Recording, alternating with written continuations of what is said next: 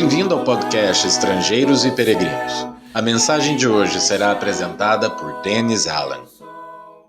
A vinda do reino do Senhor é um tema bem elaborado no Antigo Testamento, que criou uma expectativa entre os judeus nos séculos antes da chegada de Jesus. Eles conheciam profecias em que Deus prometeu constituir seu rei em Sião, Salmo 2, e juntar os ofícios de rei e sacerdote em um domínio eterno, Salmo 110. Conheciam a interpretação que Daniel fez de um sonho do rei Nabucodonosor, encerrando com a promessa que, nos dias dos reis do quarto reino, uma referência ao Império Romano, o Deus do céu suscitará um reino que não será jamais destruído. Este reino não passará a outro povo, esmiuçará e consumirá todos estes reinos, mas ele mesmo subsistirá para sempre. Daniel 2, 44.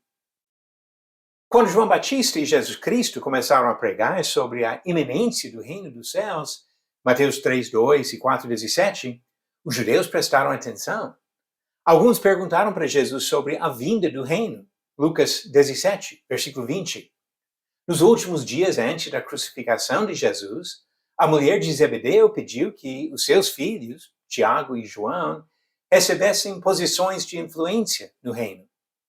Mesmo depois de todo o ensinamento feito por Jesus ao longo de mais de 3 anos, a última pergunta dos apóstolos antes da sua ascensão foi sobre o tempo de restaurar o reino a Israel.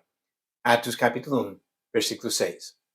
Parece que ainda alimentavam a esperança de um reino terrestre. Até os dias de hoje, a expectativa de um reino terrestre domina o pensamento e o ensinamento de muitos religiosos. Extraindo pedacinhos de vários textos, sem considerar adequadamente os contextos, alguns defendem a noção de que Jesus ainda vai estabelecer um reino terrestre. Muitos olham para a cidade física de Jerusalém, enquanto diversas seitas têm identificado outros locais como centro deste esperado reino futuro. Não é necessário conhecer tudo o que essas escrituras dizem sobre o reino para perceber que esses ensinos populares têm vários erros. Algumas afirmações básicas nas escrituras nos levam a um outro entendimento do reino do Senhor. Vamos pensar nessas afirmações.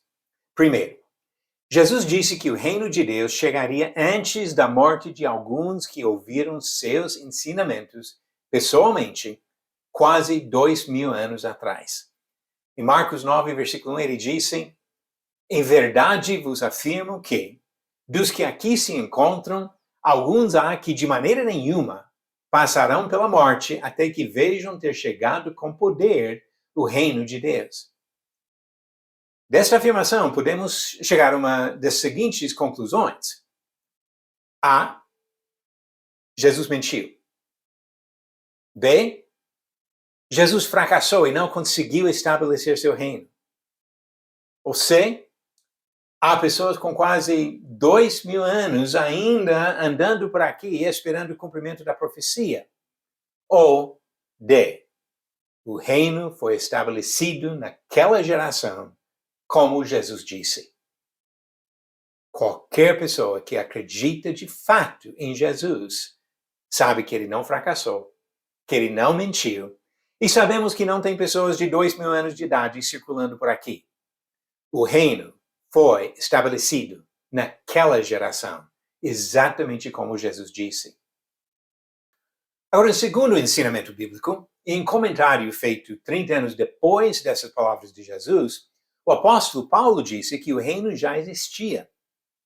Disse em Colossenses 1, versículos 13 e 14, ele nos libertou do império das trevas e nos transportou para o reino do Filho do seu amor, no qual temos a redenção, a remissão dos pecados. Se Deus já transportou pessoas para o reino, este reino já foi estabelecido. Terceiro fato. Jesus ensinou que seu reino era espiritual e celestial, e não político e material. Ele disse em Lucas 17, versículos 20 e 21, não vem o reino de Deus com visível aparência, nem dirão, ei-lo aqui ou lá está, porque o reino de Deus está dentro de vós. Quando o governador Pilatos perguntou, Jesus não negou sua posição de rei, mas apresentou uma visão do reino bem diferente da noção material. Ele disse em João 18, 36, o meu reino não é deste mundo. Se o meu reino fosse deste mundo, os meus ministros se empenhariam por mim, para que não fosse eu entregue aos judeus. Mas agora o meu reino não é daqui. Como rei, Jesus exerce a autoridade total. Ele mesmo disse isso em Mateus 28, versículo 18. Ele ocupa seu devido lugar à destra do Pai, como diz Atos capítulo 2, versículos 34 a 36, e Hebreus capítulo 1, versículo 3. Como Daniel profetizou no 6º século antes de Cristo, Jesus recebeu domínio eterno, que não passará, e o seu reino jamais será destruído. Daniel 7, versículo 14. Jesus reina atualmente e para sempre, como o soberano dos reis da terra. Apocalipse 1, versículo 5. O verdadeiro Senhor dos senhores e o Rei dos reis. Apocalipse 17, versículo 14. Só resta uma pergunta importantíssima para nós. Vivemos em submissão à vontade do soberano Rei? As nossas perguntas bíblicas, a pergunta de ontem, qual foi o nome do comandante romano em Jerusalém que mandou Paulo ao governador?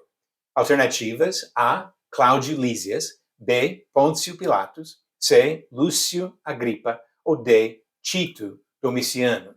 E a resposta certa vem no próprio livro de Atos. Cláudio Lísias foi esse comandante. Diz Atos 23, versículos 25 e 26.